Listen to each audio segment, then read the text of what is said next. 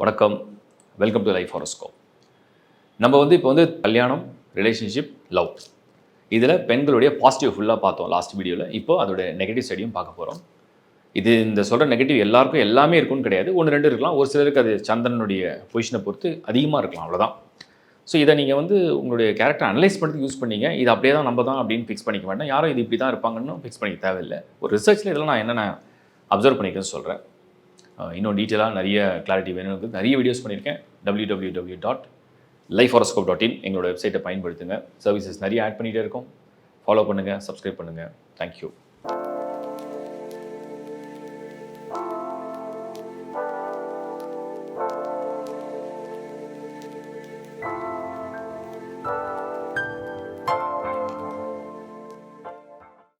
மகரம் ராசி பெண்களை பயங்கர உயர்வாக பேசினேன். லைஃப், ரிலேஷன்ஷிப் அண்ட் மேரேஜில் ஒரு பெரிய சப்போர்ட்டாக மகரம் தான் பண்ணுவாங்க, லைஃப்பை பார்த்துப்பாங்க நிறைய சொன்னேன். நெகட்டிவ் சைடும் தெரிஞ்சுங்க. நெகட்டிவ் சைடு தெரிஞ்சிக்காமல் நீங்கள் எதையுமே முடிவு பண்ண முடியாது. பட் எல்லாமே இருக்கும்னு கிடையாது, அது சிலது மேட்ச் ஆகும். நம்பர் 1 மகரத்துடைய ஒரு மைனஸாக நான் பார்க்குறது, many people have many complexes. இந்த காம்ப்ளெக்ஸஸ் எப்படி டெவலப் ஆகுதுன்னு சொன்னோம்னா, அவங்க சமமான மனிதனோட தான் வாழ்க்கையை வாழ்கிறாங்க. சில பேருக்கு அது சுப்பீரியராக இருக்குது, சில பேருக்கு அது இன்ஃபீரியராகவும் இருக்குது. ஸோ தனக்கு சமமானவர்களாக இல்லாத போது அந்த மனநிலை எப்படி இருக்குன்னா, எனக்கு இது ஈக்குவலே இல்லை, என்னை கட்டி வச்சுட்டாங்க, இல்லை நான் கல்யாணம் பண்ணிட்டேன், இப்படி ஆயிடுச்சு அப்படிங்கிற ஒரு வலி. இதை ஆஃப்டர் மேரேஜ் யோசிச்சு எந்த பிரயோஜனமும் இல்லை. நீங்கள் ரிலேஷன்ஷிப்பே இதை ஜட்ஜ் பண்ணிடலாம். ஸோ உங்களுக்கு சமமானவர்கள் இல்லைன்னும் போதே உங்களுக்கு உள்ளுக்குள்ளே அந்த பெயின் ஸ்டார்ட் ஆக ஆரம்பிச்சிடும். இதுதான் நான் பார்க்குற மகரத்துடைய ஒரு பெரிய வீக்னஸ். அது லைஃப் பார்ட்னரோட ஒன்று படிப்பு, வேலை, வருமானம், வாழ்க்கை, அழகு, அறிவு எல்லாத்தையும் ஒரு சமமாக ஓரளவுக்கு மோரார்லெஸ் அந்த 60-40 கூட இருக்கலாம். ஒரு மாதிரி இங்கே 80-20 போயிடுச்சுன்னா அது பேலன்ஸ் ஆகிறது இல்லை. ஒன்று. ரெண்டாவது, மகரம் நீங்கள் பார்த்தீங்கன்னா ஒரு டிபெண்ட் ராசி. அது டிபெண்ட் பண்ணும். அது டிபெண்ட் பண்ணுன்ற சென்ஸ் பார்ட்னரை ஒரு பெண்ணாக மகர ராசியில் பிறந்தால் டிபெண்ட் பண்ணி அது ஃபெயிலியர் ஆகிடுச்சு, சப்போர்ட் கிடைக்கல, அது ப்ராப்பராக அந்த சப்போர்ட் வரல, ப்ராப்பராக அந்த என்ன சொல்ல, அந்த லவ் இல்லை, அந்த கேர் இல்லை, அந்த ஃபைனான்ஷியல் சப்போர்ட் எதுவுமே இல்லைன்னா ஆட்டோமேட்டிக்காக உடஞ்சி அவ்வளோதான். அதுக்கப்புறம் அந்த கணவனை மதிக்கிறதே கிடையாது, இல்லை அந்த பார்ட்னரை பெருசாக எடுத்துக்கிறதே கிடையாது. நியாயமானு கேட்டால் நியாயம்தான். பட் ஆனால் என்னென்னா அந்த டிபெண்டன்சியை குறைக்கலான்றது தான் என்னுடைய கருத்து. ஏன் அப்படி எல்லாரையும் கம்ப்ளீட் டிபெண்டன்சி, அது ஃபைனான்ஷியல் டிபெண்டன்சி இல்லைனா லைஃப் பார்ட்னர் லைஃப்பில் எல்லாத்துக்கும் டிபெண்டன்சி, அந்த டிபெண்டன்சி இல்லாமல் ஒரு பிளான் பண்ணால் நல்லா இருக்கும்ன்றது என்னுடைய கருத்து. மகரம். ரெண்டாவது. அடுத்து மகரத்துடைய இன்னொரு விஷயம் என்னென்னா, நிறைய விஷயங்களை நிறைய காலம் பொறுத்து, நிறைய காலம் பொறுமையாக இருந்து, நிறைய காலம் சகிச்சு, லாஸ்ட்டில் வெடித்து ஒரு முடிவெடுத்து அது வேஸ்ட் பண்ணுறதுக்கு ஆரம்பத்திலே கொஞ்சம் வேகமாக ஒரு விஷயத்தை ஜட்ஜ் பண்ணலாம் அப்படின்னு நான் சொல்கிறேன். அப்படி அது தெரியல, அந்த மாதிரி ஒரு பக்குவம் இல்லைன்னா உங்களுடைய நல்ல வெல்விஷர், கைடு, உங்களோட பாசிட்டிவான ஒரு நபர் யாரோ அவங்கள்ட்ட நீங்கள் ஷேர் பண்ணி அதை நீங்கள் கேட்டு முடிவை கொஞ்சம் வேகமாக எடுக்கலாம். காலம் தாழ்ந்தி போக போக நீங்கள் எடுக்கிற முடிவுகள்லாம் உங்களுக்கு ஒன்றும் பயன் இருக்காது. அதனால் ஒரு வருத்தம் தான் வருமே தவிர அதில் ஒரு பெரிய பயன் இருக்காது. இதையும் நீங்கள் திங்க் பண்ணலாம். அப்புறம் மகரம் பாசிட்டிவ் சைடில் நிறைய பொறுமையாக இருந்தாலும் கூட நெகட்டிவ் சைடில் என்ன அப்படின்னு பார்த்தோம்னா, ஒரு லைஃப் பார்ட்னரோட அப்படின்னு நம்ம பார்க்கும்போது பார்ட்னர் ஒரு எக்ஸ்பெக்டேஷனோட உங்ககிட்ட வராரு, இல்லை இஸ் எக்ஸ்பெக்டிங் சம்திங். அதை நீங்கள் உணர்வால் புரிஞ்சுப்பீங்க. ஏன்னா உங்களுக்கு மகர ராசி உணர்வால் புரிஞ்சிக்க முடியும். ஓகே, சென்ஸ் இருக்கானா நல்ல சென்சிட்டிவாக ரொம்ப அதையும் நீங்கள் புரிஞ்சிக்க முடியும்.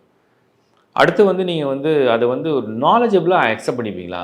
அந்த அறிவு உங்களோட நல்லா மேட்ச் ஆகுதா? அவர் என்ன திங்க் பண்ண உங்களால் உணர முடியுதா?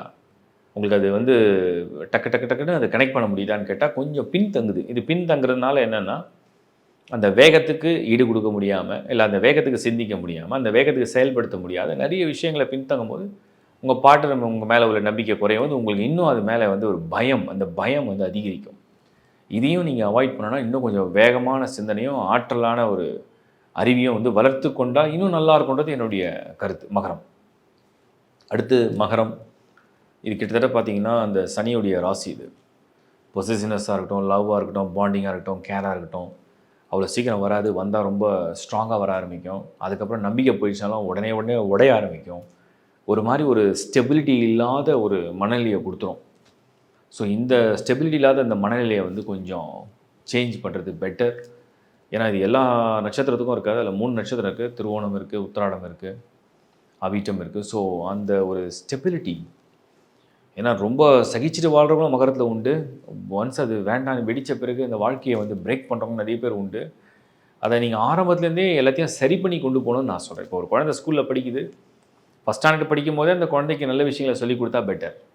10th வரைக்கும் அந்த குழந்தை பண்ணுற எல்லா mistakes, bad attitude, bad character, bad behaviour எல்லாம் டெவலப் பண்ண விட்டு லாஸ்ட்டில் 10ஆவதுல வந்து நீ மாறினா தான் உண்டுன்னா எப்படி அந்த குழந்தை மாறும்? வாய்ப்பு கம்மி.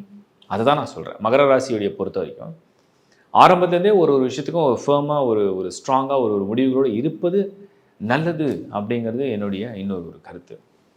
அதுக்கப்புறம் மகரம் வேறு ஏதாவது ரொம்ப ஹைலைட்டிங்காக இருக்கா அப்படின்னு பார்த்தோம்னா மற்றதெல்லாம் ரொம்ப சின்ன சின்ன விஷயங்கள் தான். அண்ட் நான் ஒன்றுன்னு சொல்கிறேன், மகரம் டிபெண்டன்சியை குறைச்சி செல்ஃபாக உங்களை நீங்கள் வந்து எக்யூப் பண்ணிக்கிறதும் உங்களை நீங்கள் வந்து டெவலப் பண்ணிக்கிறது தான் பெஸ்ட் ஐடியா. அதை நீங்கள் கோட்டை விட்டிங்கன்னா நிறைய இடத்துல உங்களை நீங்கள் லூஸ் பண்ணுவீங்க. Thank you dear friends, brothers, sisters. இப்போ நீங்கள் பார்த்தது ஒரு பொதுவான ஒரு தொகுப்பு, ஒரு பொதுவான பலன்.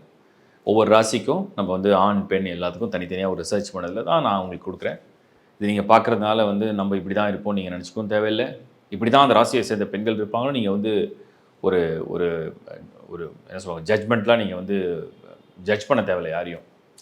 ஏன்னா இது வந்து அந்த ரிசர்ச்சில் இப்படிலாம் அவங்களுடைய நெகட்டிவ்னு வெளில வந்தால் இந்த மாதிரி குணங்கள்லாம் வெளில வருதுன்றதை ஒரு இதுவாக கொடுத்துருக்கேன்.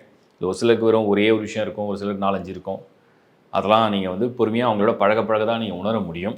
பொதுவாக சந்திரனுடைய அந்த ராசியுடைய ஆதிக்கம் வரும்பொழுது மனிதன் வந்து ஒரு நாள் ரொம்ப பாசிட்டிவாக இருப்பான், அவனுக்கு நல்ல மூடு இருக்கும், நல்ல ரெஃப்ரெஷ்மெண்ட்டு நல்லாயிருக்கும், எனர்ஜி நல்லாயிருக்கும், ரொம்ப எல்லோரும் பாசிட்டிவாக பேசுவாங்க. ஒரு நாள் நெகட்டிவாக டவுனாக டல்லாக இருக்கும்போது இதெல்லாம் வெளியில் வரும். அது க்ளோஸாக இருக்கிற ரிலேஷன்ஷிப்போடு வரும்போது என்ன ஆகுது, அது வெளிப்படுத்துறதுக்கு ஆள் கிடையாது. இல்லை ரொம்ப over trust, over expectation, over dependency இதெல்லாம் இருக்குது இல்லையா, அதை பேஸ் பண்ணி தான் அதெல்லாம் வெளியில் வருது. அதுதான் நான் உங்களுக்கு கொடுத்துருக்கேன். இதை பார்க்குறவங்க எதுக்காக கொடுக்குறோம், இதோட நோக்கம் என்ன? நம்மளை பற்றி நம்ம வந்து நிறைய பேர் வந்து பாசிட்டிவ் நெகட்டிவாக நிறைய க்ளோஸாக இருக்கும்னு சொல்ல மாட்டாங்க. ஏன்னா நம்ம அது யாராவது உண்மையாக இருக்கிறவங்க எப்பவுமே நம்மளுடைய பாசிட்டிவ் நெகட்டிவ் சொல்லுவாங்க. சொல்லும் போது நம்ம செல்ஃபாகவே கரெக்ட் பண்ண முடியும். என்னை பொறுத்த வரைக்கும் நான் வந்து என்ன நினைப்பேன்னா, க்ளோஸாக இருக்கவங்க பாசிட்டிவ் நெகட்டிவ் சொல்லணும். ஸோ ஒரு ரிசர்ச்சில் இதெல்லாம் உங்களுக்கு சொல்கிறேன். அதில் எதெல்லாம் உங்களுக்கு மேட்ச் ஆகுதுன்னு பாருங்கள். அதை எப்படி கரெக்ட் பண்ணிக்கலாம் அப்படிங்கிறத திங்க் பண்ணி பாருங்கள். இது உங்களுக்கு வாழ்க்கையில் வந்து உங்களை சேஞ்ச் பண்ணிக்கவோ, இல்லை உங்களை அண்டர்ஸ்டாண்ட் பண்ணிக்கவோ, உங்கள் லைஃப் இன்னும் நீங்கள் ரொம்ப ஹாப்பியாக அதை வந்து பெட்டர்மெண்ட் பண்ணிப்பீங்க அப்படிங்கிறத அந்த வீடியோ ஷேர் பண்ணிக்கங்க. தேங்க்யூ. இது யாரையும் பர்சனலாக மனதை நோகடிக்க அல்ல. தேங்க்யூ.